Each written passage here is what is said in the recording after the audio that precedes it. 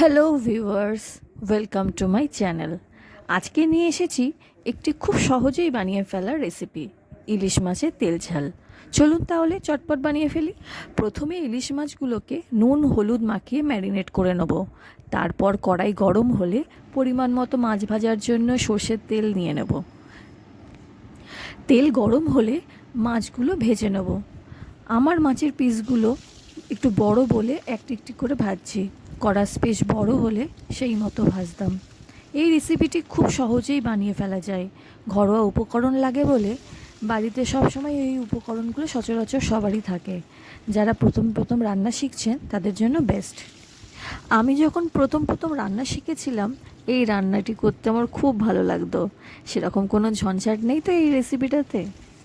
মূলত এই রেসিপিটাতে মাছ ভাজতেই যা সময় লাগে, মাছ ভাজা হয়ে গেলেই এই রেসিপিটা প্রায় কমপ্লিট। আমার মাছ ভাজা প্রায় শেষ। এরপর আর 2-3টে স্টেপ।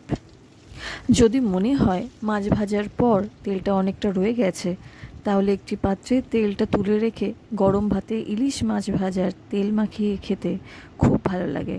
ট্রাই করতে পারেন কিন্তু।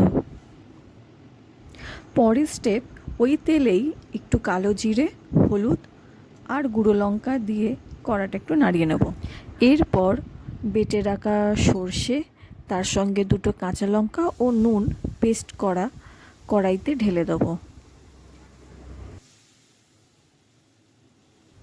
সর্ষের পেস্টে নুন দেওয়া ছিল বলে আমি আর আলাদা করে নুন দিইনি। তবুও যদি নুন কম থাকে লাস্টে দিয়ে নিতে পারেন। এরপর 2টো কাঁচা লঙ্কা চিড়ে দিয়ে দিলাম।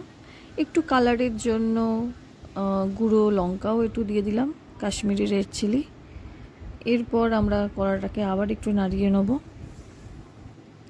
দেখুন কালারটাও খুব সুন্দর চলে এসছে। একটু নুনটা কম লাগছিল, তাই একটু নুন দিয়ে নিলাম।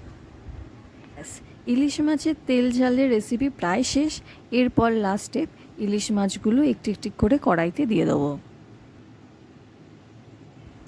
এরপর খুন্তিতে করে একটু মিশিয়ে নিয়ে চাপা দিয়ে দেবো। ফুটে উঠলেই ইলিশ মাছের তেল ঝাল কমপ্লিট। দেখুন কি সুন্দর দেখতে হয়েছে, ও গন্ধও সেই বেরিয়েছে। একবার গরম গরম ভাতে মাছ বেড়ে চটজলদি খেয়ে নিন, আর খেয়ে জানাতে ভুলবেন না কিন্তু কেমন লাগলো। আমার এই ছোট্ট চ্যানেলটি সাবস্ক্রাইব করে পাশে থাকবেন।